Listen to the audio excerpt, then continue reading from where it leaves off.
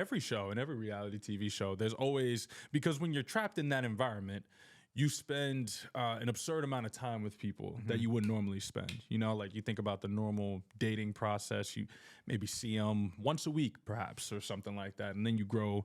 But this, like, you're seeing them 24/7. You have access to everybody, so you get to know each other very quickly, and then you start to catch a lot of those vibes very early.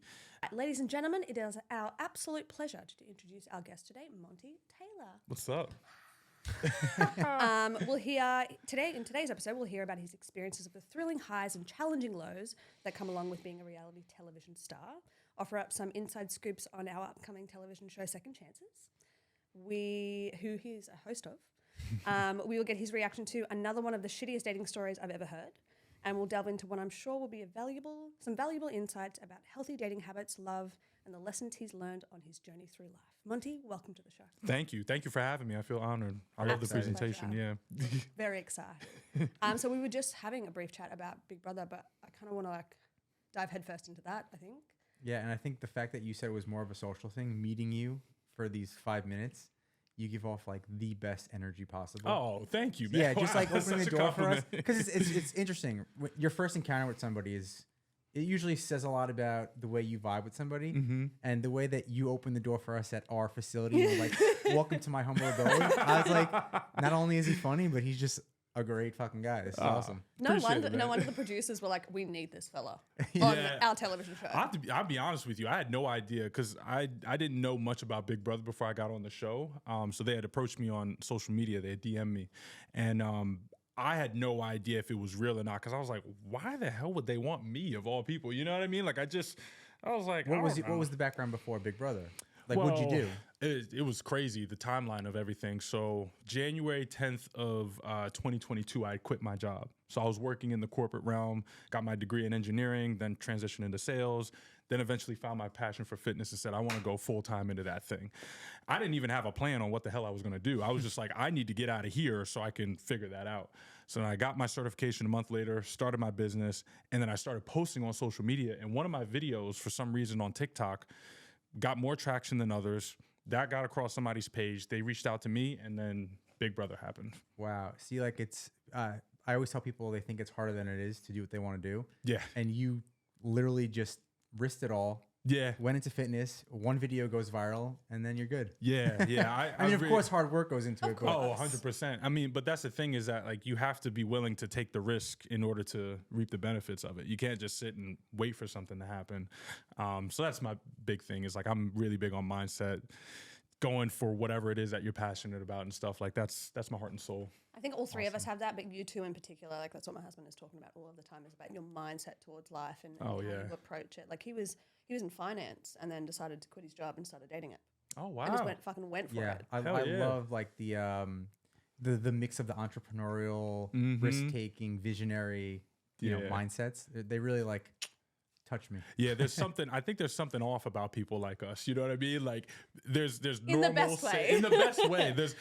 There's normal sane people who are fine with, you know, logical thought process. But then there's people like us who are like, nah, I gotta see. Like I kind of have to put my hand in the fire and see if I'm gonna get burnt. You know what I mean? But it's crazy, right? Because some people, like even her, sometimes she's like, you have this blind confidence that I don't know how or why. Yeah. And I'm like, I don't know. And I tell her, I'm like, maybe one day I'll become president. She's like, you're joking, right? I'm like, I mean, maybe I'll try. Like, fully believes. But it is that blind confidence, I think, that is not only very like innately attractive, but it is like the leaders of the world that do it. There's this quote, I think it's Kanye West that said this, if I'm not mistaken.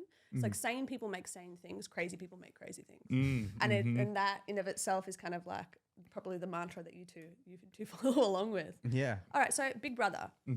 This is a blanket statement or a blanket question, I suppose, but like what was that experience like? Oh, man.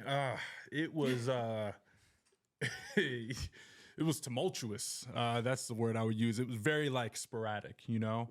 I'm one that very much appreciates my freedom and, you know, independence. And there's like none of that within the house. Like you have a lot of different things that you have to sort of abide by because you are on live television and you have to go through with the game aspect of things. Television? Oh yeah, it's 24/7 live feed. You don't know anything about Big Brother, really? All I know about Big Brother is that when I watch football, they play that commercial, commercial, yeah. every 2 seconds. And I'm Yeah. like, this just must be a huge show. Yeah. That's all I know. Yeah, man. I mean, 3 times a week it airs, and then one of those episodes is live.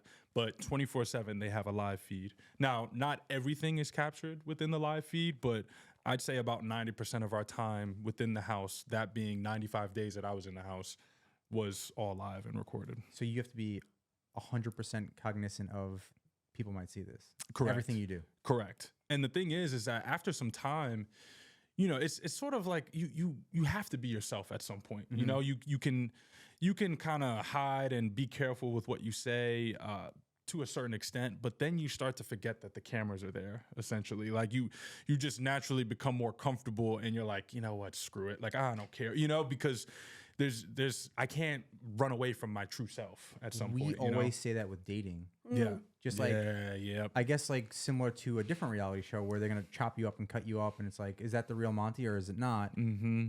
The way you go on a first date is like you chop up and cut up yourself to be the best person you could be. Yep. But then eventually it's like, well, let me just be myself because that's really what's going to be the most successful. for Also, me. you can only Exactly. keep a facade up for such a long time, can't you? Yeah.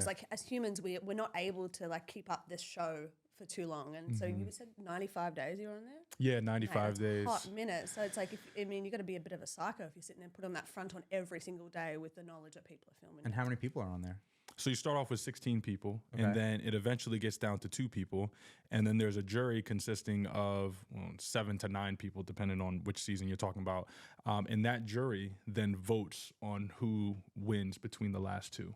Oh, wow. And you were the runner-up. Yeah, and I was the runner-up. Did you think you were going to win? I sure as hell did. Again, that blind Who won? confidence. Yeah, for sure.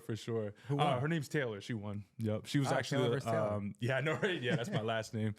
She was the first African American woman to win, so that was like historic for Oh, her wow. to take that. But Now, is it just is it unique because it's like a societal voting system that a black woman won or a black person won, or well, I think it's just by virtue of the casting side of things. Like over the course of the years, it wasn't maybe as diverse as it is now. The cast, right. especially after the pandemic and George Floyd and everything. Like I think a lot of organizations and companies in general just became a lot more conscious of diversity and whatnot. 100%. And so the year before my season was the first black winner who had won, right? So then my season, it was the first black woman who had won. And I think that's just a virtue of like the cast and the dynamics. But I think for this season, for me, I was like, I said it at the beginning, and you could even look it up on YouTube. Like I was like, if I'm going to lose to someone, I would love to lose to someone who's going to make history, you know, Nice. as opposed to just going down feeling like, oh damn, like I didn't accomplish anything as a part of this whole experience. Like I thought, even still with her winning, I was like, You still won. I still won. So But you kind of awesome. manifested it from the very beginning in a way, didn't you? I sure did. Spoke it out into existence. yeah, maybe I shouldn't have said it too loud, you know, because I would have appreciated that $750,000. How long I'm ago sure. was that? Wait, did you get anything for being runner-up though? Yeah, you get $75K, Oh, but- which is, I mean, it's just an outrageous drop off. I was about to say, that's really fucking rude. Yeah, I was like, you know, and I kind of won the competitions to get to that point. Yeah, I felt like I had my hand in wow, everything. so- 750K. 70 Yeah. to 75K. Yeah, and you asked how long ago it was. We got out of the house September 25th. Just ended. No, of last year. last Sorry. year. But still, Jesus, that's Joe's like, oh my God, are you okay? I'm currently in therapy. wow, that's incredible. That's was, fucking wild, man. So is there anything that, like there's something or anything that you wish people knew that may have not been fully represented on the show, either about yourself or about the reality TV world? I mean, I think in general, not everything is not everything is as it appears is what I would say. Not only from like the show edits, but with the 24/7 live feed, I think very passionate fans become very much attached to certain people within the cast and all that. And based off of however they feel, they'll create like all these screen recorded live feeds of you saying things that may come off the wrong way or could be taken out of context and all that sort of stuff. So I think my biggest thing that I try to tell anybody who's watching reality TV, like even my mother, you know, to this point, like I'm like, look, you just gotta take it at face value, but we don't know these people. You know, we don't know what their true intentions were before saying that. Even when it comes to the actual show and how it's edited, like there's always intention behind things as well. So that would be my advice to anybody who's watching TV. Like whoever you don't like or can't stand because of how they're portrayed, you know, that's still a human and they've been through experiences, and, you know, let's give them a little bit of grace for whatever may be happening, you know, in that show. That's great 100%. advice. Were there any moments that you felt like you were particularly kind of misrepresented or Oh, misunderstood? God. Yeah. Oh, yeah. Oh, it was terrible. I mean, my mom was the most traumatized. I've never seen my mom so worried in her life. Like, so there's this moment where you get out of the house, right? So after they had crowned the winner, we finally get outside into the real world. And we walk onto the stage, you see Julie Chen, you see the rest of the cast, and it's like, oh, you know, finally reunited. And then you see your parents, you know, and your family and whatnot. And I'm my mother's only child. I'm my dad's oldest, you know, and firstborn. So like, you know, they're just happy to see me. Yeah. But my mom's face, like it doesn't, I can never forget it. She would just look so worried, as if she had like seen a ghost or something. She was just happy that I was breathing almost. And I was like, Mom, what the hell are you looking at me like that for? You know, like I was like, I'm fine. Are you happy to see me? You know, like let's hug. And you know, when we started talking about it a little bit more, she had experienced a lot of the comments on social media about me, and you know, she was managing my page at that point. At some point, my friends had advised her to like turn off the comments, you know, on Instagram and stuff, because just certain weeks, certain things may happen. Certain fans feel more passionate about whatever may have been done or not. And she just had never heard of anybody speaking so negatively about her son in her life. About her only baby. Exactly. Yeah. She's always heard, oh, he gets good grades. He's well-mannered. You know, he's, you know. She's like, I raised that man to be a wonderful human being. So the fact that all of these people were just ripping into you. 100%. Yeah. So that was the toughest thing, was for her. Now, thankfully, you know, CBS does cover like some sort of, therapy for us afterwards and whatnot. So it's like we're taken care of as well. But I think the parents probably go through the toughest times, especially. Did you know about that while you were on the show? Or? No, you have no idea. So you're just totally oblivious to how people see you. Yeah, and that's why I was so like shocked. I was like, what are you talking about? Like, what the hell happened? And then once I started going into like the post-show interviews and being asked about certain things, I was like, oh, like, okay, so this is what people have been talking about. What are some of the negative things that people didn't like you about? I don't. It's quite hard to imagine sitting here having a chat Yeah. with you that anybody I would know. have anything negative to say about you. Yeah. Honestly, like I've watched my entire season, and I've watched all of, like, they even create like these lowlights of things that, you know, aren't necessarily the most appealing things that you did or said throughout the show. And I've watched all of those, and I can honestly look at it and say, like, on the surface, none of it was anything that I'd be like, oh God, like that. Like, I don't know where my head was at. I don't know why I said that. Most of it was just taken out of context. So sometimes, you know, because it fit a certain narrative that people wanted, they were like, oh, perfect. Let's use that clip and then mix it in with these other clips of him saying. So a lot of it was about, like, I'm trying to think. Like, I think one time I was talking to Taylor, who was the winner of the show, and I was giving her a compliment because she went to college in D.C., and my experience in DC was anytime I went out there, I always saw the most successful people, and especially the most successful Black people in the States, right? It's just, it used to be called Chocolate City. I don't know if it's still called that, but you know, that's just what the reputation is for DC. And I had been living in Philly at that time. So I think I had said shortly thereafter that, like, oh yeah, that hasn't been my experience in Philly. Like, DC is like that.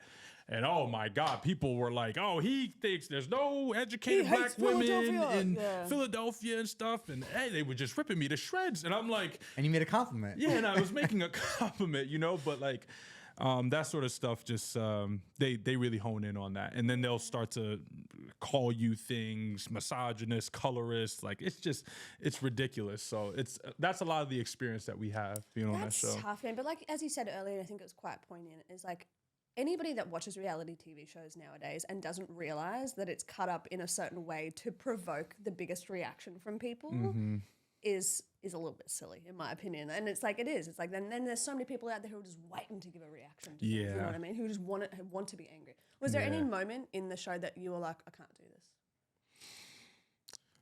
No, I felt like pretty self-aware about why I was there. You know, like I'm huge in the mindset, man. Like I went into that having mission statements. I would go through and practice like what it would feel like to be in the final two chairs and to go through and win. And like I'd rehearse that in my mind every morning. Like I'd do it like 3 times a day. I'd say the same statement.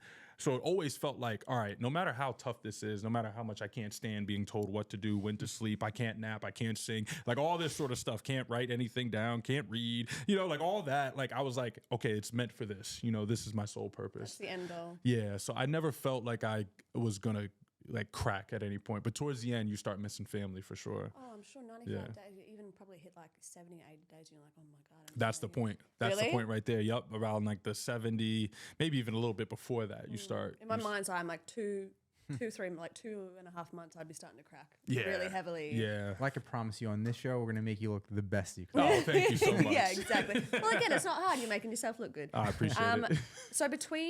So you're also on the challenge as well. Correct. Yep. The Challenge USA. When was that? Was that pre Big Brother? No, that was after Big Brother. Oh, God. So what usually happens is the challenge pulls from different shows, and I think this is public knowledge, but CBS now owns the company that owns MTV, so they're doing a lot of cross-pollination of the MTV challenge folks with the CBS characters from Survivor, Amazing Race, Big Brother. So they threw us all into one season. And that was a fun experience. I would do that again for sure. I would never do Big Brother again. But What's the challenge like? So the challenge, similar to Big Brother, you start off with a certain number of people in the house, and then every so often there is a daily competition to determine who's safe, and then there's a vote to determine who's going to go down into what they call the elimination arena, and then 2 people usually duke it out. To see who will win that competition. What do they do? I mean, it could be a carnival game. It could be literally running between 2 glass panes with shoulder pads and helmets on, and just trying to get assume past you would each win other. that one.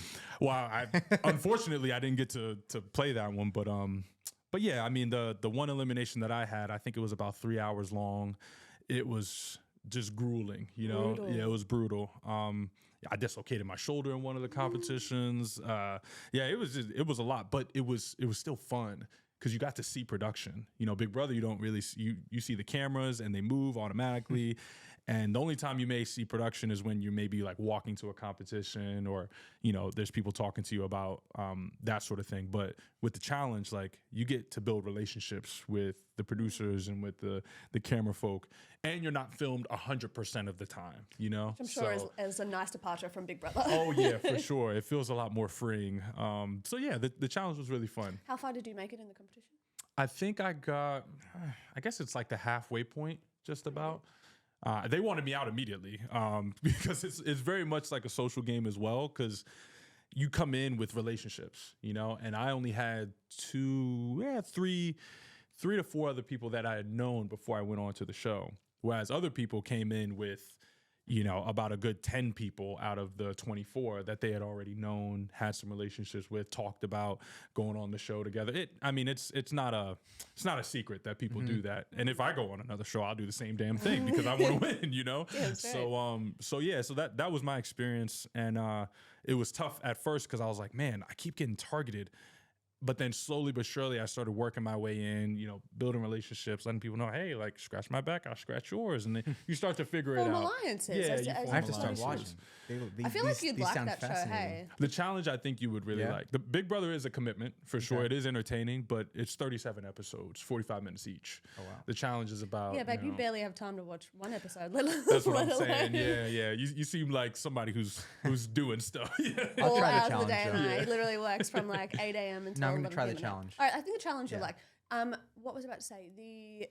In the challenge, is it both mental and physical, or did having like a physical ability was that an advantage? It's mental and physical, but there's also that experience factor. Like a lot of the folks who had come from MTV had been on the challenge for years. I mean, Johnny Bananas has been on there 18 plus years. Wes, Oh, I know these similar. guys. Yeah. These guys have been on Real World, all those sort of As you said, cross pollination. it's the cross pollination, yeah. So they have a certain experience factor where they go into a challenge and they're like, "Oh, I've done something similar to this before. Here's how we should think through this," right? Whereas when you're new, first of all, there's so much adrenaline running through your body that you're just like, you don't really think through everything the way that they do. But yeah, there's a combination of strength for certain competition, endurance for sure, and then there is a bit of mental components of the show where maybe you have to solve a math problem or solve a puzzle or do some Sudoku or something. Like I'd there's fail at that. Is there any like attraction that inhibits people from doing things where it's like two people are attracted to each other and it ruins kind of the dynamic of the team? Or the alliances? Oh yeah, of course. I mean, it always does. In every show, in every reality TV show, there's always, because when you're trapped in that environment, you spend an absurd amount of time with people that you wouldn't normally spend. Like you think about the normal dating process, you maybe see them once a week perhaps or something like that, and then you grow. But this, like, you're seeing them 24/7. You have access to everybody, so you get to know each other very quickly, and then you start to catch a lot of those vibes very early. So yeah, we call them showmances. Showmances always I like ruin that. people's Did you have a strategic showman? games. No. I did not have a showmance on the challenge. Okay. No. Did people have showmances with you? They had showmances with Were they in love with you and you didn't know about it? No, I mean, I won't. Of course, I'm never going to say any names, but yeah, there were some people who, maybe But you were focused on that vision. Just winning, that is it. Yeah, Eyes on the prize. and I'd also had an experience with that on Big Brother that I was like, I kind of regretted, entertaining that aspect of things, especially because of the blowback of it all. So I kind of went into the challenge like, I don't want to go through that again. I just don't think it's a winning scenario. You learnt from your experience. Yeah. So I think that's what life is all about For at sure. the end of the day. I think if I were to go on to another season, I don't know if I would care as much, to be honest. Because at this point, my skin is so thick that I'm just like, okay, I've heard it all. All right, okay, I want to dive into dating a little bit because we kind of like segued then very naturally. First and foremost, are you single or are you in a relationship? Yes, I'm single. All right, ladies. Mm-hmm. So has your experience on these reality TV shows influenced or changed your approach to dating and relationships in any way? No, I don't think so. I think it's because I've always just had a very similar approach. Like, I'm very much a vulnerable person. I'm very upfront. And maybe that's an issue of mine, is that I tend to overshare, and I'm like, all right, well, you asked, so here we are. Like, I'll tell you. So that's my perspective on things, and I think that, like, what happens with sometimes talking to people in the reality TV space, I've experienced it outside of reality TV, but within reality, there can be moments where you're talking to people and you can tell that there's this guard or there's this facade that they're putting up to sort of mask the real version of them. And then you start talking to them, you're like, oh, wait, there's this layer of you that... There you are. Yeah, there you are, But then you get outside of that environment and you're like, oh, whoa, where did that person go? Now you're this person, Yeah. So some people get a little bit involved with their character and all that, so... I really like that you use the word vulnerable, because especially me, I always preach like how men can be and should be more vulnerable. Yeah. And a lot of people not take it out of context, but maybe see it as a sign of weakness. And I'm like, okay, maybe I'm like not the biggest presence of a man that could easily talk about this, but coming from someone like you who's got this real physical presence to say, hey, I like to be vulnerable and I like to share. I think that's great, because like that's something I preach to not only men but everybody. Just like, just be yourself, be vulnerable, like share your true being. Yeah. It's gonna get you really far. Yeah, the more we break that societal stigma of that men can't be vulnerable, that it alludes to this weakness, or is kind of akin to weakness, is like the biggest load of bullshit ever. Because especially as women, we love when I love when you're vulnerable. I love when you tell me your feelings and your thoughts. You know what I mean? It's a beautiful thing, and it makes me feel closer to him in every regard. And I think that's like, I think that's a really beautiful thing. I think it's a sign of confidence too. Hell yeah. Because you're like, I'm gonna be vulnerable, and if you judge me, that's all right. I'm just confident enough to do it, and whatever. Yeah, because there's a sense of ownership, like that you have. I think people will respect. Now, I will say that there's some folks it could be men or it could be women, where a man then starts expressing himself, then starts to become vulnerable, maybe a little bit emotional, maybe sheds a tear or two, and then the response is, why are you crying? Or man up. And that, I feel like, is really the core of the issue, is that if you've heard that growing up as a kid, especially a boy, you're going to be like programmed to think that, oh, I can't do these things because I'm not seen as a man because of it. But I mean, I've had conversations. I've seen my brother cry. I've seen my father cry, rarely, but I have, and I think it just brings us a lot closer, because I now understand what's really close to home for those men. You know, I really understand how I can, support in those situations when we're talking about things that are a little bit close to home for them.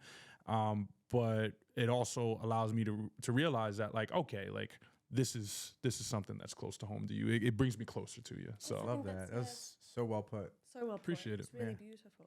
Wait a second, hold up. What is one piece of a wisdom or lesson that you've learned, like, throughout your dating journey, that you would share with other people? Be yourself early and often. I don't know. I that's my advice, because I just think that if you're not, then you're just going to be wasting your time and the other person's time. Why go through this whole dance of, all right, I'm going to position myself this way so that he can respond this way, or I'm going to position myself a certain way so she can see me as, like, if I want to see you, let's link up. Yeah. Okay. Love that. And if you don't want to, and in LA, oh my God. How do you find dating in LA? Yeah. Oh, it's just Because, like, do you want to be in a relationship? Like, do you want to get married one day and have kids, or like? I do. I Yeah. do. I'm meant to be a good father. I can tell. Like, I just feel like, especially when I'm around kids and whatnot, I feel that presence, that I would be a good dad. Am I ready for that right now? God, no. And I tell my parents that all the time. Like, I was just on the phone with my grandfather on my mother's side, old school Puerto Rican man, and every time we get on the phone, he's like, grandson, don't wait too long, to have kids. Family's important.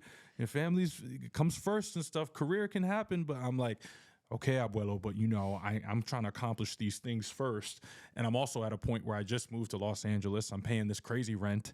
My car got stolen the other month. I got to get a new car, Really? So, oh yeah, the Kia Boys got me. Mate, I'm so sorry. Oh, listen Have you to heard of this. the Kia Boys? No, but What is that?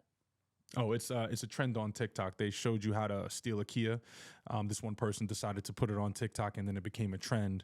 And now all of these people are going around stealing Kias because it's so easy to do it. All you need is a screwdriver and a Don't teach iPhone people how to charger. do it. I mean, you could Google it right now. It's just you it's want to know so the easy. easiest way to Wild. rob a Kia? What's that? I lost my car key, and I was talking to her. I was like, I don't know Do where we the have a car key Kia? is. I was like, do you have the car key? Mm-hmm. So she's like, no. So I was like, whatever. So I took the spare, Mm-hmm. and I went into my car, and my other car key was sitting on my seat in the car overnight. Oh damn! No one took it, thankfully. But Wow. That's the easiest way I to was about steal to a say, Kia. I was like, I Just thought it got walk by stolen. and see the key in the car. That's You're it. very fortunate. Very Do fortunate. we have a Kia? We have a Kia, yeah. Oh, see, shit, gotta watch out. I didn't realize that was a thing. Yeah. Whoever the evil Well, person was that put that on TikTok I for the know. first time. And honestly, it was probably some young kid who thought he was just being funny. But it depends on what year your Kia is, because mine was a 2015 Kia Optima. Okay. And I think it falls within the range of Kias where there wasn't a lot of safety measures installed into the ignition to protect it from that sort of stuff. You guys might be fine, depending on the year. But if not, just Well, park in a garage. My husband's leaving the bloody key on the driver's seat, so it's gonna get stolen. Yeah, it's gonna get Wait. stolen that way. So wait, when did you move to LA? I moved out here late November of 2022. Oh, okay. So Mhm. yeah, this is a fun time, man. Right before I met her, she kind of put a halt to that because I had no choice. I was like, I love this woman. Mm-hmm. But when I first got out here, I was like, wow, this is so fun to be single in LA. It's Oh, just, yeah? it's just a fun time. But yeah, once you meet the right person, they put a kibosh on that. Yeah, for sure. I mean, and I'm very much open to that. I'm not, but I also realize that, like, I'm a very unique individual, and I have a lot of things that I'm trying to accomplish all at the same time. So for someone to fit into that, understand that, and also enable me to continue to do that, I find it tough, you know, because I think that is Yeah. the most difficult thing, and we talk about that quite often because, like, you know, it's talking about the fact that he's so busy, right? He's running a startup. That in of itself is so difficult to do. And I'm not sitting there saying that it's all sunshine and rainbows, but for me, as his wife, as his partner, I sit there and go, okay, I have to help facilitate that in any way, shape, or form because this is his dream. So it's just about finding the right partner to go, I believe in you, and I believe in the things that you need to do, and even though there's like sacrifices that need to be made now, the end goal is just going to be the most beautiful vision ever. And see that part right there, like that belief. Oh my word! I would run through a wall if I heard a woman say that to me. You know what I mean? Yeah, like so- that I would do anything. But it's hard to find someone who is willing to not only like see it and believe it and follow through, but who also just actually does believe. You know, it's hard to take that leap of faith into somebody. You know, so. It is. It's not easy at all. But like I sit there and say to him sometimes, I'm like, I think I believe in you more than you believe in yourself, which is saying something because he believes in himself a hell of a lot. Yeah, I could tell. Yeah. Well, I always told her, and I told every woman this, like,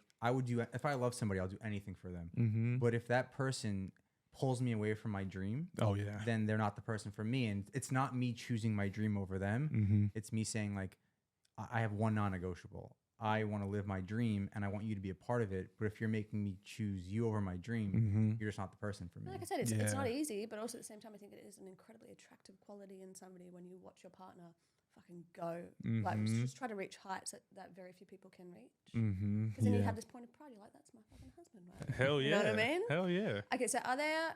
Okay, one question. Would you, going forward, when you do find this woman in your life, would you enjoy her watching the reality TV shows that you've been on, or would you kind of shy away from it? You wouldn't? No. Okay? I mean, I've even been in the talking stage with people and watched the show with them and whatnot. Because I don't know. I've just heard all of the worst by now that I'm like, you can't tell me something that I haven't heard. You know what I mean? So, and most of the time when people watch it, they don't even understand, you know, why people may have felt a certain way about me or anything like that. It's just, you know, it's just the dynamics of the audience and the demographics of it. You know, a lot of high schoolers, a lot of people who, you know, probably aren't doing much else but watching us 24/7 and recording it. You know, That's a good way to put it. Yeah. So I'm not gonna say that every Big Brother fan is like that, but there are some fans who are a little bit much. I think Travis Kelce's going through that right now. Oh yeah, with dating Taylor Swift, Because he had his show Catching Kelsey. Oh yeah. Okay, So he had his own reality TV show, and it like didn't show the best side of him because like he's a cool guy and he like means well. But I think being on the show showed like a weird side of him, and now people are like referencing that show because of Taylor Swift, like the Swifties. Yeah. And he's like having to defend himself. Yeah, that's unfortunate. I mean, I think the dynamics of any sort of love show, like I personally wouldn't go on them, like a dating show perhaps where it's like a competition based thing, because then I always feel like the intentions get intermingled between winning versus finding love. I think that's the best way to put it. What were you gonna say? I was just going to say, so when Joe and I first met, talking about reality TV love shows, right? When we first met, this man was in the final stages for Fuckboy Island. And when I heard that, I turned it down for her. Yeah, which you got the better end of that deal, mate. You got the better end of the deal. But when he told me that, I was like, do I even want to go out on a second date with this fella? Because just that idea, literally that notion of that he was about to be on a show called Fuckboy Island, it like left the worst taste in my mouth. Now, granted, I pushed past it, but And then the Bachelor called me, or the Bachelorette, and I was like, oh, I'm engaged. And they were like, but do you still want to be on the show? And I was like, no, I'm engaged. I'm engaged. And they're like, are you sure? I was like, Do you guys not understand? I've already found what you guys are trying to help me look for. Like, but I think that's a good point because whenever I watched The Bachelor, I was always like, how come every time the final person gets to that point, they like want to win? Like they want to win. They didn't fall in love because you never see like, I mean, rarely. It happens sometimes where there's like 3 people left and one person's like, well, I actually don't really love you, so I don't want to marry you, and like pull out. They just want to win. Yeah. I mean, and I can't comment on The Bachelor because I haven't watched it I don't know if I have watched it at all, but just my experience with watching some of the love shows like Temptation Island, Love Island, like where it's very much competition based. Always on an island. Yeah, it's always on an island. They want to trap you. You know what I mean? They want you to have no other options but these people in this environment. You know, because that'll make you like people that maybe you wouldn't normally like. You know, because you just think about the options that are in front of you. This is all you have to focus on. Exactly. So you got to find the like within it somewhere. 100%. I love that it's always called island. Do you have any? I mean, I hate the word red flag, but it is quite prevalent nowadays. Do you have any like red flags or deal breakers within your own life that you would just not put up with? As far as whoever I would date, I think what we talked about earlier, like not having a belief in me or what I'm doing, I think that is, there's no chance that we can talk if you don't believe in me.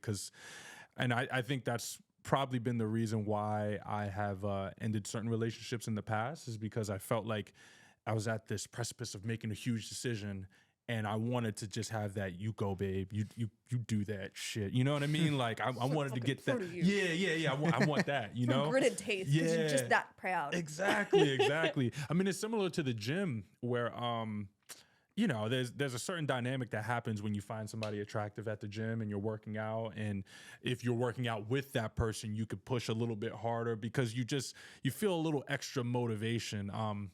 I think in the book, Think and Grow Rich, you guys ever heard of that book? Yeah. Napoleon Hill. What is it called? Sexual transmutation is that whole concept where there's always been some sort of pull that a lot of successful people have had. Not always, but there tends to be a trend where if they have, a lover or somebody that they're pursuing, or even a wife or spouse or husband that kind of gives them that motivation, they just take it to a whole nother level. It's so fascinating you say it, because I really like to go to the gym. Oh, yeah? And she's got good genes, and she's like, it's not really my cup of tea. It's never been it's never been my like forte. However, I just got a gym membership, so I'm gonna. Hell yeah! Today, literally on the car. She just got her Equinox membership. Wow! But I think hell yeah, you kind of validated, because I never knew. I was like, I want her to come to the gym with me. I always say, like, let's go to the gym. Let's go to the gym. Oh boy! And I think she would take it as, like, do you think I should change physically? And I never did, because I don't think that. But I was like, no, you figured it out. There's something deeper in me that's just attracted to you, like, just pushing yourself. Like, I'm just attracted to that. 100%, Joe. Prepare to be attracted, because I'm going to go to the gym every day. Yeah. Hell Why not? Now I've got a membership. Plus, I get a free personal training session, which is so nice. Nice. And as a fitness professional, I encourage that 100%. Thank you very much. Also, I think it's just like, as I get older, like, I think I just relied on my genes for a very long time, and which is great. I'm very thankful for them, but it's also just like health-wise, mental health-wise as well. I think it's more for the mental health aspect than it is the physical health aspect for me, of being able to go there. And then it's also just something we can do together as well, because he's so bloody busy. Oh, yeah. We just take that time, 3 or 4 times a week that we go to the gym together and get sweaty. Yeah, go in there, work out some traumas, fight your demons. I'm telling you, it's a great place to just take out whatever you got going on in the world in there. You know what I mean? And 100%. It's just, that's my safe haven. I have a question for you, because you're, big gym guy. Do you think it's appropriate, and how do you do it if it is appropriate, to pursue someone in the gym? I have very rarely. I feel like, one, of course, be respectful in the approach, like try to talk maybe in between sets. And then I'm a big, I always tell my friends, like, she gave me the googly eyes. I was just going to say, you just got to wait for the eyes. You got to wait for the... You shouldn't be waiting for any eyes right now. Well, Joe's not waiting for any eyes. He already caught the eyes. Yeah, exactly, that's why he's here. But yeah, if you catch the eyes, then that's when I think you may have a little bit more license to go up and approach whoever that person is, male or female, in any situation, or whatever the, you prefer. So, like, to me, I've done that once, and honestly, it still doesn't feel good, because I know it's such a sacred place, and I'm also sweaty. I don't know if I smell all that good. I try to, keep myself nice and, clean beforehand. But at the same time, you are working out. So you're maybe not presenting yourself in the best fashion. But once you got that pump going, you got a little bit more vascularity. The adrenaline's running. At some point, you build up enough courage and you're like, I'm going to go over there and talk to her, whatever. For me, nowadays, like I usually connect with people just to try to collab on gym content. So I feel like the gym is a lot more sacred in that sense, where it's like either a business conversation where we could do something for social media or that. But if I'm getting the eyes from somebody, then I feel like I have. Then you're approaching. Then I'm. It's yeah, almost like the green light has gone up and going like, please approach me. for sure. For on sure. on like the gym and reality TV. What's your dream for yourself? Like, do you want to go down the gym route and like be really successful in fitness, or do you want to like? Because I feel like a lot of reality TV stars, some do a great job of just really using that to their advantage. And, whether it's not your full passion, it could be an easier path. Like, where do you want to go now? Yeah. That's a beautiful question, man. I get excited talking about it. So there's really like 3 pillars of my life that I feel like I'm sustaining right now. One, my online fitness coaching business. So it's just me at this moment. And, it's a virtual platform, so I don't have to go and meet anybody, but everything's run through an application. I have clients all over the country. I love that aspect because that was a part of my journey that helped me get to this point and discover a certain aspect about myself that I didn't discover. The Monty before the gym versus now is just, it's 2 different levels of confidence. There was a Monty before the gym? There was a Monty How before old the were you gym. before the gym? I mean, it was, I guess the pandemic was when I started working out seriously. No way. How old are you? I'm 28. So you only started working out 3 years ago, like for real? Yeah. I'm taking it seriously. That is motivation enough. Joe is to look impressed. Oh, to hell look yeah. like that in 3 years. Oh, dude, all you need is 3 months, just with the right. I mean, we can talk after this, but all you need is 3 months, man, and you'll build a significant amount of muscle, especially if you're doing it consistently, eat enough protein. I digress. But the second pillar of my life is, of course, social media. I'm monetizing that, brand deals, and working with different companies to promote their products. But the real thing that I want to do is exactly what you guys are doing right here, is hosting my own podcast. And I really want it to serve as like a life coaching conversation as much as it is an informative conversation for anybody who's listening, for folks who have maybe taken risk in their life and have seen some sort of success. I want to talk about that journey and what sort of leap of faith they had to take, or talk to people who are just not sure what the hell it is that they want to do, or they know what they want to do. They just don't know how to get there or take that leap. They're scared for some reason about doing it. I want to talk to them. Well, we could talk, because if I could be your first guest if you want. I could love talk it. about that all day, and that's like my second passion outside of the app. But yeah, like we have production companies and stuff that like do podcasts. So hey, man, if you want to do it. Listen, but also at the same time, I think that's such a wonderful avenue to be able to step down. I think podcasts are for people who want to learn, who want to absorb information about a specific niche kind of topic, and the fact that you're so passionate about it, and there's so many things to talk about within that topic. I'd definitely listen to that. I got names going through my Oh no, head. you've set Joe's wheels turning. Oh yeah, what names of the podcast? Oh, just helping yeah. you in any I way. already got a name. Yeah, it's already locked in. I Oh, it's already got a love name. it. Yeah. All right, so we're going to move on. Just very briefly talk about second chances, because I think that it's such a unique thing to be able to talk to one of the hosts of our upcoming television show. Just very briefly, can you tell us like what were the experiences like and what viewers can kind of expect from it? Yeah, for sure. So I was set up with 3 dates with 3 lovely women, all of which were super cool, super friendly. So we went on the first date. So I had a date with each one of them for a first date, and they set up these questions that we can sort of like break the ice with and whatnot, just so that there's no like awkward situations where we're not sure what to talk about. But honestly, like for me, like I'm not a rule follower as much as I should be sometimes. Like I kind of see them as things that are meant to be broken. So like we would have the questions, and I'd just start, all right, who are you actually? You know what I mean? So then after those first set of dates, I had the immense decision to decide who I wanted to pursue for a second date. Then made that decision. We went on the second date, had some cocktails, had some great conversations, and then from there we kind of took it from wherever we wanted to take it after. So I love that. I'm so excited to watch the show. I've like heard so many behind the scenes things from like Joe and the producers, but like I'm not a reality TV person, but I think I would really enjoy that. Did they like explain to you the app at all? Like Was there any crossover? Okay. A bit, not too much, not too much. And it was also something that was presented to me a little bit more last minute. So it was like a week before we needed to film. They were like, Monte, and then I kept going back. I was like, I don't know if I can do this because of X, Y, and Z. But we wound up working it out. Yeah, Michael did a great job of. I don't know how because I was part of picking who the main host was. Okay. And then after that, I was just like, doing too many things, so I gave it. Him all the autonomy to do everything. Nice. And he came back with the list of people he got, and I was like, "How the hell did you get all these people?" Job, this is great. man. Yeah. And then when I did the reach out for the podcast, I got a deeper look into all who you guys were, and I was like, "Wow, these guys are all cool." And I was like, "Monte," and I was like, "Chelsea." Very impressed, yeah, weren't it's you? pretty good. I didn't get to meet any of the other people. I've only met the people who I dated, and then the production team. We've got a couple more of the lovely people coming in the coming weeks, don't we? Yeah. Nice. it's Are you exciting. gonna ask him any of the dating app questions? What do you mean? Because have you ever used a dating app? A dating app or you? Yeah. You're No, dating? a dating app. Yeah, I have.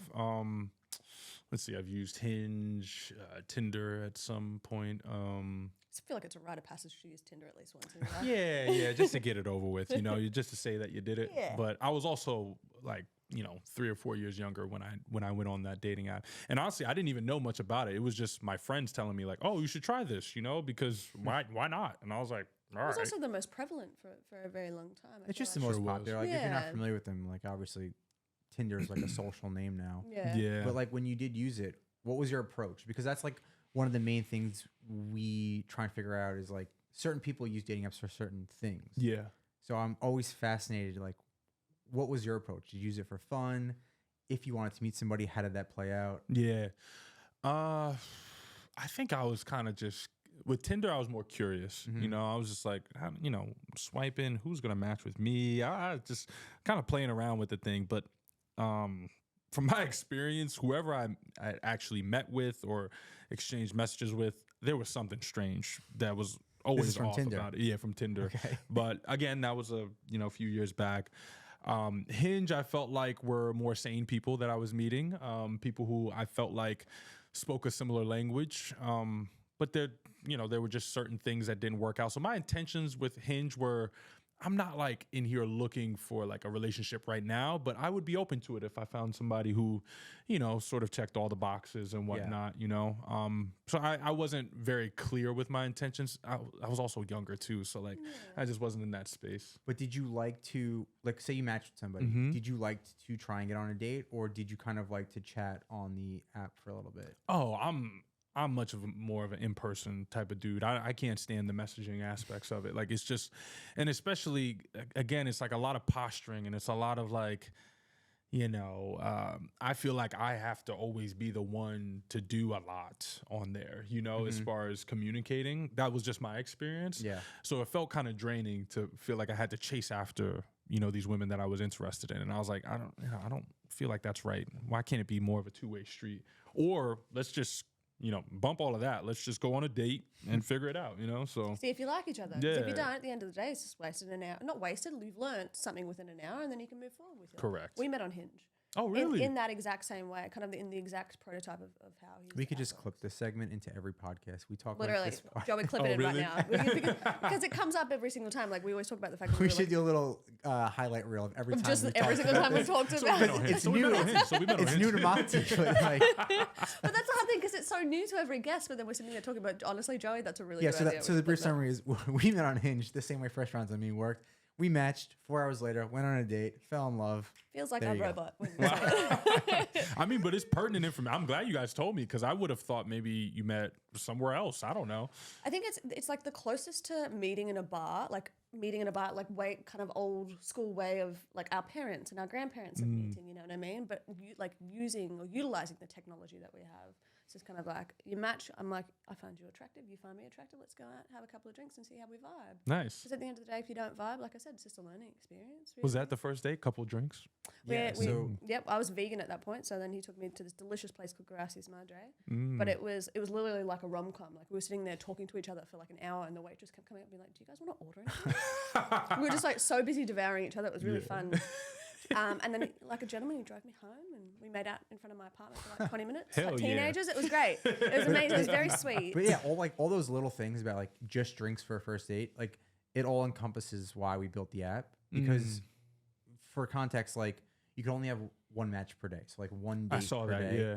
And then you set up an actual date through the app. So you pick the drink time and place. But I love just the drink because a lot of people are like, oh, men and women are like, oh, I want to go to dinner. And I'm like, but do you really? And it's like, yeah. It's like, okay, let's play this out. Say for a first date, you pick this nice restaurant and you go to dinner, and 5 minutes in, you're like, okay, I'm not vibing with this person. Now you're committed to 2 hours of your dinner. Stuck. You're paying, I mean, I would pay like say $200, you're paying for the meal. Yeah. And then if that date doesn't go well, of course you're going to try and have another date, like at some point in your, week or month or life. And then the same thing happens again. And now you're like, okay, I don't want to go on these dates because I'm wasting money. I'm wasting my time. Yeah. So just a drink is like, if it's great, let's do another drink. If it's bad, hey, I got to go. My friend's calling me. We'll see you later. Yeah, no, it seems like a more fail-proof option. Like if things don't work out, you can easily make your way out of it. But with a dinner, I mean, you're sitting there, and then on top of that, eating food like. It's very intimate. Yeah, it's very intimate. Like, you might see some things while I'm eating. Like, I might be very hungry, and you don't want to see that side of me when I'm hungry. Wait, what? You wouldn't like me when I'm hungry. What was it on your parents' second date? Your mum was like fucking housing a cheeseburger. On my parents' second date, my mom's a very sloppy eater, like disgustingly sloppy. We love you, Jackie. She knows. Mom. Oh, So, Jackie, sweet Jackie. She got a cheeseburger, and it was falling apart. And she's picking it up with her hands, like putting it in her mouth. And my dad's just looking at her. And he goes, if I didn't think I was going to marry you, I would walk away right now. Like I said, it's a very intimate thing to have dinner with each other, and you can decide after that drink if you want to venture down that road. But a drink's the best way to go. Yeah. All right, so I write the blogs for First Rounds on Me, which is something that I adore doing. And one of my more favoured subjects is kind of first dates or anything around first dates. So I recently wrote a blog about what I think are like the 8 first date mistakes. So I want to hear from both of you if you agree with the 8 of them, and if there's any more that you think you can add to that. Okay. All right. Number 1, being late. First date mistake? I believe so, yes. Yeah. I agree. Joe? Well, I feel like this is directed towards me. Because he was late on our first date. Wait, but did he have to pick you up? No. Oh, okay. He offered to, which was very sweet. But, Okay. but also, he lived right around the corner. Oh, damn, Joe.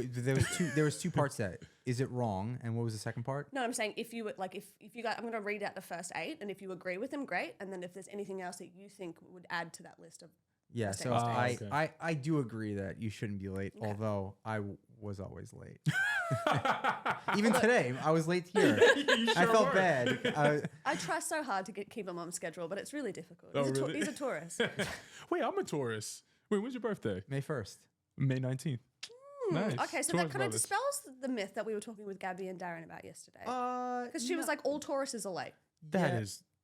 And this man was on time. you're Yeah. early. I'm always. My mom just ingrained that in me, man. Like, I'm right there with you. I was using Yeah. Taurus as an excuse. were you really nullified? completely dispelled that myth. I feel like this is pretty self-explanatory, but in ignoring the basics of hygiene and appearance. Obviously, you should be taking care of yourself. Be presentable. Thank you very What much. do you mean by appearance? Yeah, like what does Well, that just mean? like making you don't have to be wearing your absolute snazziest outfit, but we're talking about like making an effort when you go on a first date to look nice.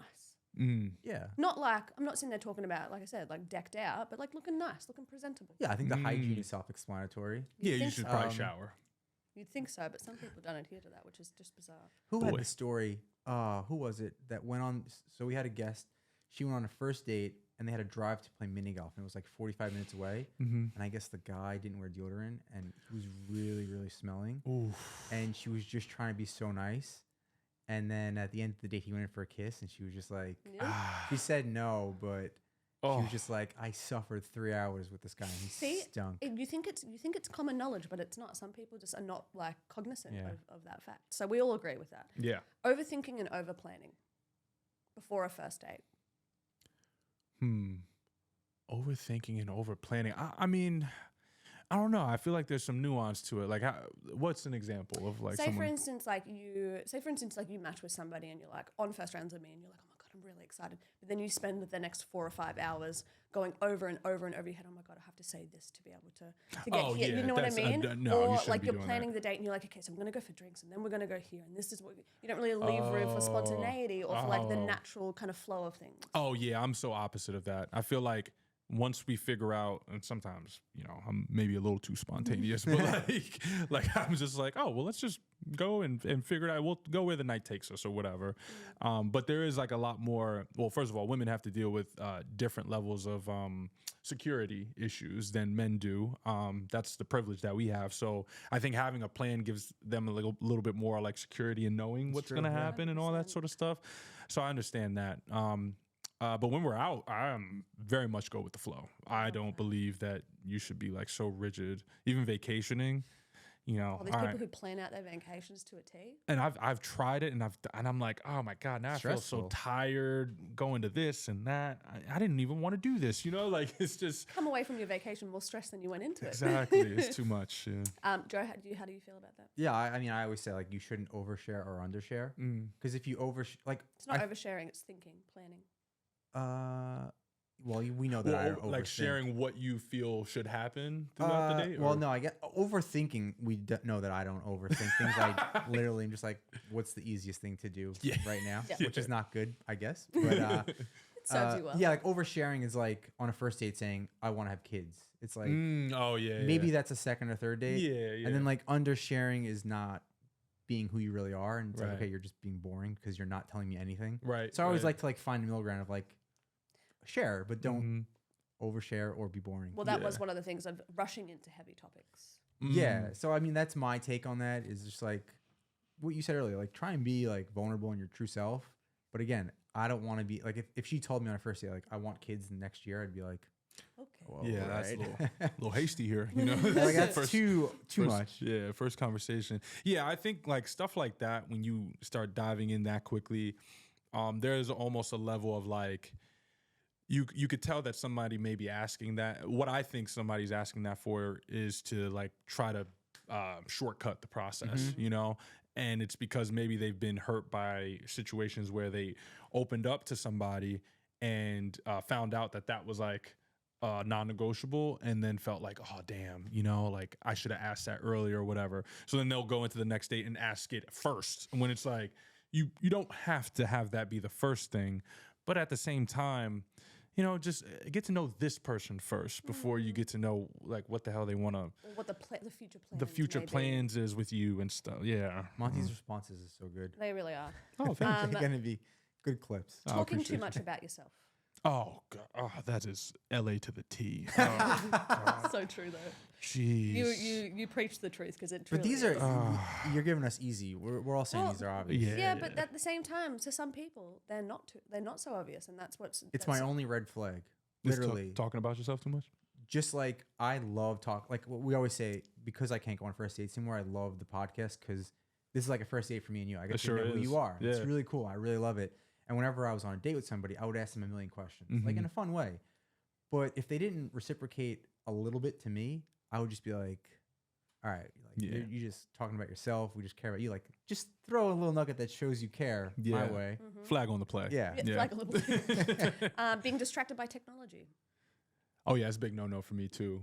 I mean, like I said, I'm very present. So if I feel like somebody is not as present or very much concerned with their phone, now I get like all my business runs through my phone, you know? So if anybody has an obligation to their device, it's me. But at the same time, when I'm with somebody, when I'm spending, I just, you know, do not disturb, whatever, because you put out an effort to put yourself together to come see me, and so did I.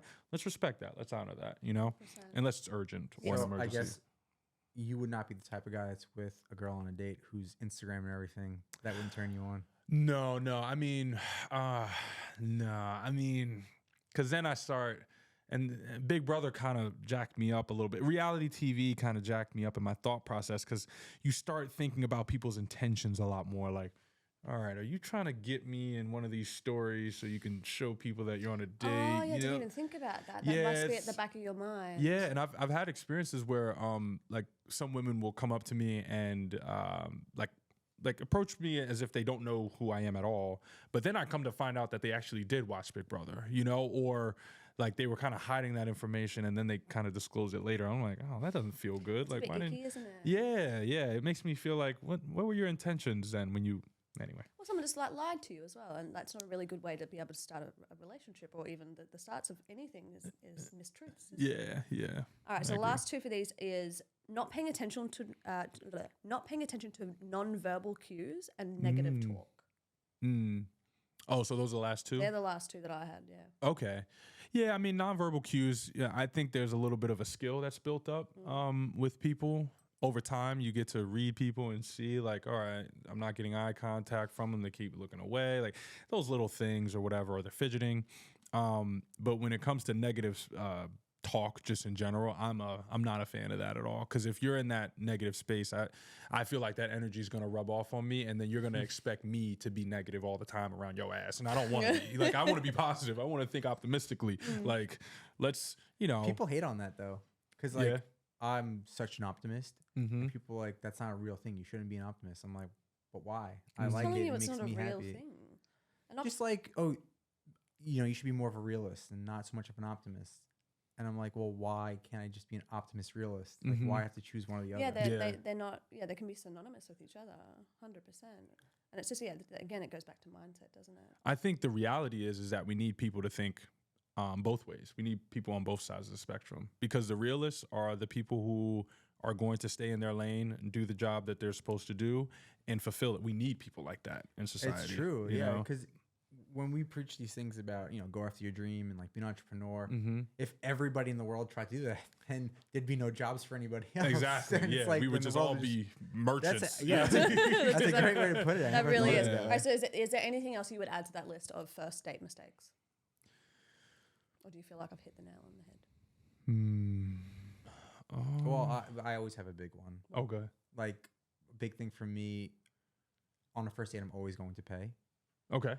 But if I don't get if I don't get a thank you or an attempt, Oh, like, yeah. A reach. it just Yeah. makes me feel like, oh, you just kind of went out with me for the free meal, Yeah. or like You expected it. Yeah. there's just something off there, because I like it's such a turn on when I'm going to pay and someone's like, oh no, I'll pay for it. I'm like, no, I really makes you have want it. to pay more. Yeah, it's like, no, don't worry about it. I got it. And it's just like, thank you so much for just attempting. Like, it just goes a long way. So like Yeah. that for me is another thing. I completely agree, because I grew up on the East Coast. My dad's side of the family is from the South historically, and then my mom being Puerto Rican, and a lot of those traditional values are still instilled. So like, I very much believe that if I'm going to ask you out, I should be paying for it. But yeah, there is a little bit of an ick that you feel when you kind of, it's just like, yeah, okay, yep, you pay. Like one of those. That and it's just like, expectation. and there's a lot of that in LA. Oh, I reached so hard on that first date, didn't I? I was like, no, let me pay. And he's like, no. And I was like, no. And then we sat there and went back and forth. And then finally I was like, okay, thank you very much. I really appreciate LA it. is it's interesting. It does run Yeah. rampant here. Yeah. All right, so I want to tell you this fucking crazy story that I read recently on the internet. It's one of our new podcast segments, and we did one yesterday, which was just mind-blowing. I'll tell you afterwards what that one was, because it's still to this day, even though it's only been a day, it blows my mind. But this one I found, and I want to know, obviously we'll get your reaction, but like what you would do in this situation, both of you. Oh, God. Got set up on a blind date once between mutual friends. She shows up to the restaurant already a little tipsy, orders multiple appetizers, and only takes like 1 or 2 bites from each. Then she proceeds to order 3 or 4 more drinks and is visibly drunk at this point. Oh, my God. She gets up and she says she's going to the bathroom and like staggers, like stumbles off. About 15, 20 minutes later go by. So I try to call her several times, but no answer. Finally, I just decide to pay the check and just leave. About 2 hours later, I'm sitting at home and I get a call from an unknown number. It's the police department. She was picked up on a DUI on her way home after she ditched me and gave the cops my number to see if I could bail her out. Oh, my God.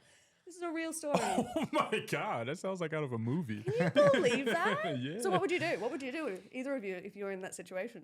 Well, I wouldn't bail her out, obviously. Yeah, I mean- obviously not. I think I would have. I think things would have stopped very quickly once I noticed that she was already tipsy before coming in, and then she started becoming visibly drunk. Like, I would have been like, "Hey, maybe we can hold off on the drinks for a little bit. You know Yeah. what I mean? Like, let's just focus on food, get you a little sober. You know what I mean? Like, I'd kind of get into more of a protective mode, I think, at that point. Yeah. Because now I'm a little bit concerned, especially if she drove there. Like, Drove there and drove home, and the fact that Yeah. she just smoke bombed, Irish goodbye. Well, that's the Yeah. tough part, because if she came back from the restroom, I would have probably called her an Uber or something. yeah. But the fact that she didn't come back, it kind of leaves you in no man's land. But I would definitely not bail her out. Well, depending on the bail, because like Oh, I want that's to be a nice. good person. So like, say the bail is like $1,000, I'd be like, all right, like this poor girl's in jail overnight. Like, But you don't know her from a bar of soap. but still, like I think the bailout would be the amount of the bailout. So like if it was like $1,000, Mm-hmm. I'd be like, I don't know her and it was just a really bad date, but I don't want her to spend the night in jail. Mm. Let me bail her out. If it was like $10,000 or like something astronomical, I'd be like, obviously not. That's very sweet of you, darling. That really is very truly sweet of you, Joe. I wouldn't want- I don't know if I I would wouldn't do want that. that I in don't me. know. I would want the poor girl to spend the night in jail, and she But- called me. I mean, she has nobody else. But no, it just means that she's. I mean, I don't feel like it means that she has nobody else. I just Yeah. feel like it means she was like, oh, that's the last number in my phone. You know what I mean? Literally, Probably like. sounded just like that, And too. exactly, and was like, get him to get it for me. Like it seems, there Yeah. seems to be like a sense of like entitlement there in some way, shape, or Yeah. form. I can't quite put my finger True. on it, Right. but like that would. But like I said, that's really lovely of you. I wouldn't do it, but it's really nice of you. Yeah, very I nice. say that now. Who knows? Right. In the moment, you're like, Exactly. God, no. All right, I'm going to quickly do rapid fire, and then we'll kind of wrap things up. All right, short, quick answers to these ones. Favorite way to stay active or work out? Is it going to the gym? Is it hiking? Yeah, strength training, Strength training. weightlifting. What's your favorite workout?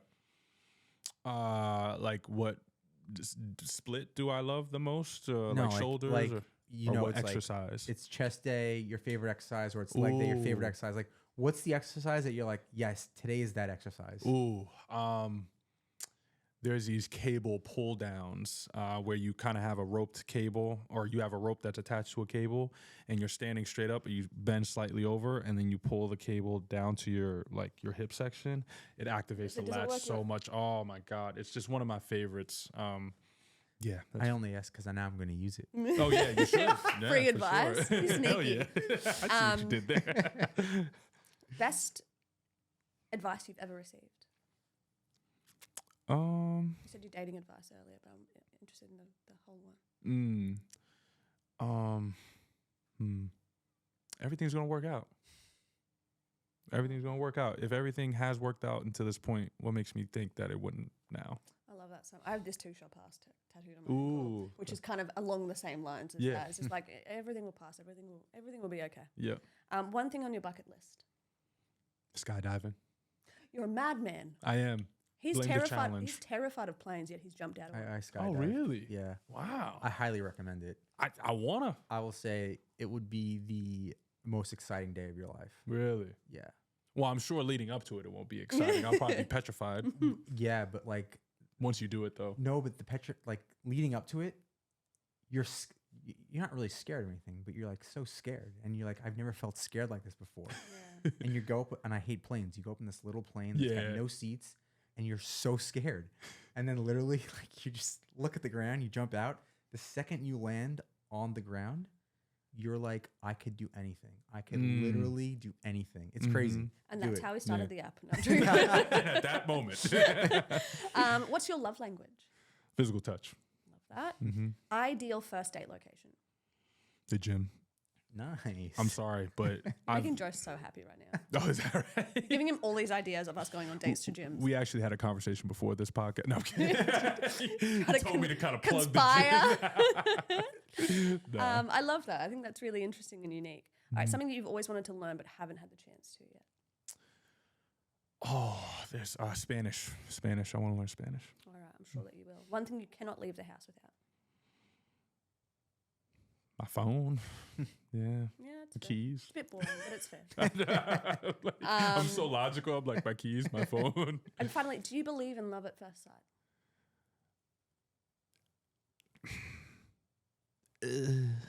I think that's a good answer, actually. It's a very complicated question. It is. I don't. I would lean more towards no, but because I feel like, we have a wide range, or not everybody. Maybe there's particular things that we like. Like that you like a certain height guy and certain physique or whatever. but I also think that there's a lot more. Like I'm a little bit more diverse with what I appreciate as far as beauty and what I'm attracted to. So, like, what's to say? Like, okay, this is a very beautiful woman, but then there's also a very beautiful woman. Like, I don't know if I could say I loved them at first sight. You know what I mean? I think the conversation thereafter is really like you guys probably had that instant connection. That's really the love that you found, but not just looking at each other. You know? So do you believe in lust at first sight? Yeah, of course. Oh, hell yeah. We all love The gym. Yeah. Yeah, now everybody who sees me at the gym is like, this guy's looking at me. All of these women are going to be trying to give you the googly eyes, like trying to make eye contact with you the entire time. Why is she looking at me like that? Monty, honestly, this has been one of my favorite podcast episodes so far, I think. Oh, thank you. Such a good, like Joe said, such a good energy. Gave us a giggle many, many times, and we cannot thank you enough for being here today. Yeah, thank you for the invite. And you guys are doing great stuff. I really like the whole dynamic. I honestly, if I could have a relationship, I would love this sort of dynamic, where you guys can work together and You know be what goes on cohesive behind and closed whatnot. doors. Yeah. But also, now that I'm saying it, you should probably get an Australian wife because we're pretty good. Is that right? I think so. I think I've ever talked to or dated an Australian. Well, it's first time for everything. You got friends? I have many friends, not Australian though. Ah, I know. family? I do have a little sister. There we are. There you go. Where can people find you? Oh, on Instagram at Tailored Fit. If you're looking to work with me as a client via my online fitness coaching platform, just click on the link, apply. I would love to work with you. I'll reach out afterwards. TikTok at Tailored Fit as well. I'm not really on Facebook or anything like that.